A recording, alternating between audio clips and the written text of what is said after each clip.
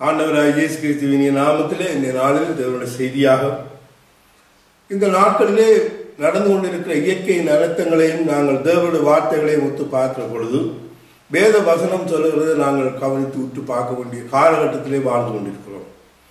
வானத்தின் சத்துவங்கள் அசைக்கப்படும் என்று வேதம் தெளிவாக சொல்லுகிறது. கிட்டத்தட்ட கிறிஸ்துவுக்கு முன் 700 ஆண்டுகளுக்கு முன்பாக ஏசாயா தீர்க்கதரிசி என்ற தீர்க்கதரிசி இந்த காரியத்தை எழுதி வைத்தார். இந்த காலத்திலே நடைபெற போற சம்பவத்தை அந்த காலத்திலே எழுதி வைத்தார். இப்படித்தான் நடக்க போகிறது. ஆண்டவராய் இயேசு கிறிஸ்து வருகிற நாட்களிலே இந்த உலகம் எப்படி இருக்க போகிறது என்பதை எழுதி வைத்திருக்கிறார். ஆனால் இது இயேசு கிறிஸ்து இந்த உலகத்திலே வாழ்ந்த பொழுது கூட அதுக்கு பிறகு 700 ஆண்டுகளுக்கு பிறகு வந்து அவரும் மத்திய சுவிசேஷத்திலே மல பிரசங்கத்திலே ஒலிவமல பேருரையிலே மத்திய 24ஆம் அதிகாரத்திலே அவருடைய வசனங்களை எழுதி வைத்தார். அவர் பேசின வார்த்தைகளை மத்திய 24ஆம் அதிகாரத்திலேயும் வாசிக்கிறோம். ஏசாயா எழுதி வைத்த சம்பவத்தை நாங்கள் இப்பொழுது வாசித்து தியானிப்போம். ஏசாயா 13ஆம் அதிகாரத்திலே 5ஆம் வசனத்திலிருந்து 13ஆம் வசனம் வரையிலும் இந்த சம்பவத்தை எழுதி வைக்கப்பட்டிருக்கு. இன்றைய காலகட்டத்திலே நடக்கிற சம்பவம் தான் அது.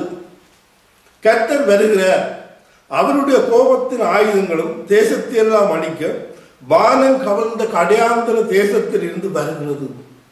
பார்த்தீர்களா? கர்த்தருடைய வருகைக்கு முன்பதாக அவருடைய ஆயுதங்கள் என்று சொல்லப்படுகிறது. வானத்தில் உள்ள சகல கோள்களும் இந்த பூமிக்கு எதிராக வரும் என்று வேதம் தெளிவாக சொல்லுகிறது. யோபு புத்தகத்திலே நாங்கள் வாசிக்கிற பொழுது 38ஆம் அதிகாரத்திலே 31, 32, 33 வசனங்களிலே இந்த பூமியை ஆளுகிற ஆளுகை திட்டம் பண்ணினாராம். சூரிய சந்திர நட்சத்திரங்கள் எல்லாம் இந்த பூமியை ஆளுகிறதற்காக. இன்றைக்கு எப்படி இருக்கிறது? நேற்றைய நாளிலும் 19ஆம் தேதி மார்ச் 19ஆம் தேதி 2011 நேற்றைய நாளிலேயும் பூமியை நோக்கி பூமிக்கு அருகிலேயே சந்திரன் வந்ததை நாங்கள் கண்டோம். இதெல்லாம் வேதத்திலே சொல்லப்பட்டிருக்கிறது, நடந்து கொண்டிருக்கிறது. ஏனென்றால் இந்த தேசத்தின் இந்த உலகத்திலே பாவம் பெருகி இந்த மக்களுடைய அக்கிரமங்கள் வந்ததினாலே தேவ கோபம் பூமிக்கு இறங்குகிறது. தேவனுடைய இயற்கைகள் எல்லாம் இந்த பூமிக்கு எதிராக வந்து கொண்டிருக்கிறது. இந்த சந்திரனுடைய மாறுபாடான சுழற்சியின் காரணங்களினாலே இன்றைக்கு என்ன நடக்கிறது என்று சொன்னால், பூமி தன்னிடத்தை விட்டு நீங்கும்படி செய்வேன். நீங்கள் இன்றைக்கு பார்க்கலாம், நேற்றைய நாளிலும் நடந்த சம்பவத்தை. ஜப்பான் தேசத்திலே நடந்த பூமி அதிர்ச்சி சுனாமியினாலே 4 அங்குலம் அந்த பூமி தன்னுடைய சக்கரத்தை விட்டு விலகிவிட்டது. இந்த வெப்சைட்ல நாங்கள் வாசித்து பார்த்தால் தெளிவாக சொல்லப்படுது. ஆனால் வேதம் என்ன சொல்லுகிறது பார்ப்போம். அலறுங்கள், கர்த்தரின் நாள் சமீபமாய் இருக்கிறது, அது சர்வ வல்லவரிடத்திலிருந்து மகா சங்காரமாய் வரும். அப்படியான காலகட்டத்திலே இயற்கை அனர்த்தங்கள் இயற்கையினால நடக்கிற சம்பவத்தை எந்த ஒரு விஞ்ஞானத்தினாலும் தடுத்து முடிக்க முடியாது.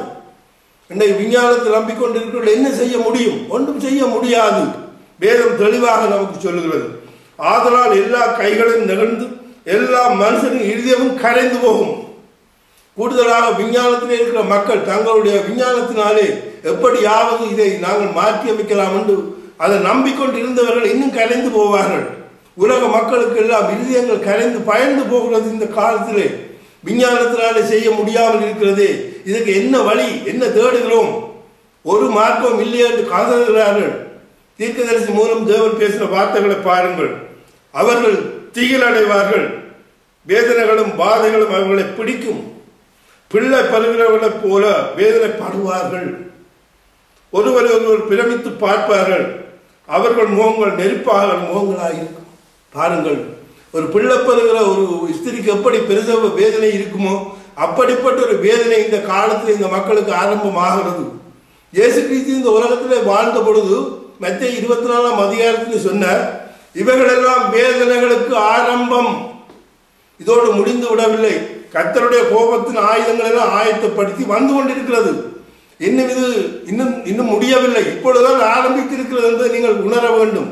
என்னத்திற்காக வாசித்து பார்த்தால், இதோ தேசத்தை பாழாக்கி அதன் பாவிகளை அதிலிருந்து அழிப்பதற்காக கர்த்தருடைய நாள் கொடூரமும் மூர்க்கமும் கோபமுமாய் வருகிறது. அப்ப நீங்கள் கர்த்தருக்கு விரோதமாக பாவம் செய்து உங்களுடைய பாவங்களை மன்னிப்புகளுக்கு பாவிகளை மன்னிக்க வந்த தேவனிடத்திலே சேராமல் இயேசு கிறிஸ்து ஒருவராலே இல்லாமல் ஒருவராலும் மன்னிப்பு இல்லை. இன்றைக்கு 2011 ஆண்டுகளுக்கு முன்பதாக இந்த பூமியிலே வந்து பிறந்து 33 ஆண்டுகள் வாழ்ந்து தன்னைத்தானே பலியாக ஒப்பு கொடுத்து எல்லோருடைய பாவங்களுக்கும் பலியாக தன்னை ஒப்பு கொடுத்து சென்றார். சொன்னார், இதோ உலகத்தின் பாவங்களை சுமந்து தீர்த்த தேவாட்டு குட்டி என்று. நீங்கள் இந்த பாவங்களை உங்களை அவருடைய ரத்தத்தினாலே கழுவி சுத்திகரிக்காவிட்டால் அவருடைய உக்கிர கோபத்திலே இருந்து நீங்கள் தப்பித்துக் கொள்ள முடியாது. இந்த உலகத்திலே மாத்திரமல்ல, நீங்கள் மரித்தாலும் பாதாளம் செல்ல வேண்டிய ஒரு இக்கட்டான நிலைக்கு தள்ளப்பட வேண்டும் என்று வேதம் தெளிவாக எச்சரிக்கிறது.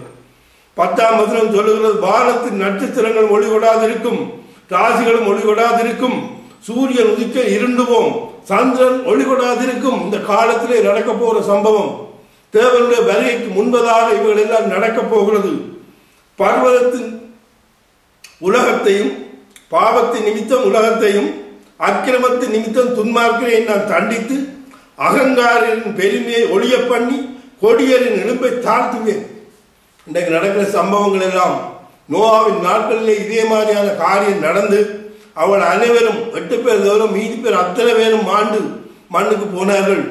அவர்கள் அங்கே பாதாளத்திலே காவல் பண்ணப்பட்டு இருந்தார்கள் 2000 மேற்பட்ட ஆண்டுகளாக.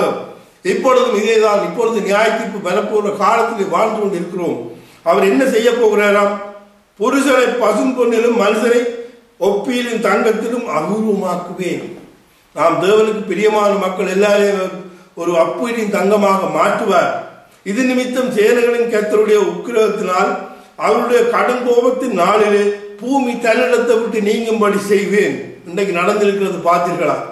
இன்றைக்கு இந்த நிலைமை மாறி இருக்கிறது. ஜப்பான் தேசத்தில் ஒரு நகரம், ஒரு தீவு 8 அடி அந்த இடத்தை விட்டு நகர்ந்திருக்கிறது. அங்கே நாங்கள் வெப்சைட்டில் வாசிக்கிறோம். இன்றைக்கு பூமியுடைய சுழற்சிகள் எல்லாம் மாறிவிட்டது. பூமி தன்னிடத்தை விட்டு நீங்கும்படி செய்வேன், வானத்தை அதிர பண்ணுவேன். அப்ப நீங்கும்படி செய்யறதுக்கு என்ன நடக்க போறது? வானத்தின் சத்துவங்கள்லாம் அசைக்கப்படும்.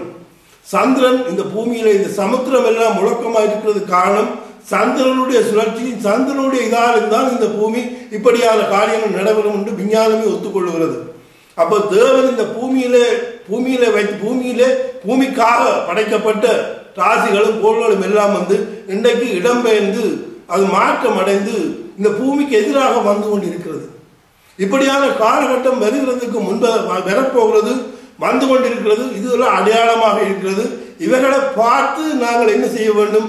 இவர்கள் எல்லாம் ஒரு வேதனைக்குரிய காலங்களாக வருகிறபடியால் பாவிகளாயிருக்கிற ஒவ்வொரு மனிதனும் நீங்கள் பாவ மன்னிப்பை தேட அந்த தேவன் இந்த உலகத்துக்கு வந்து தன்னைத்தானே பலியாக ஒப்பு கொடுத்து உங்களோட பாவமர சுத்திகரிக்கப்பட வேண்டும் என்று அவர் காத்து கொண்டிருக்கிறார்.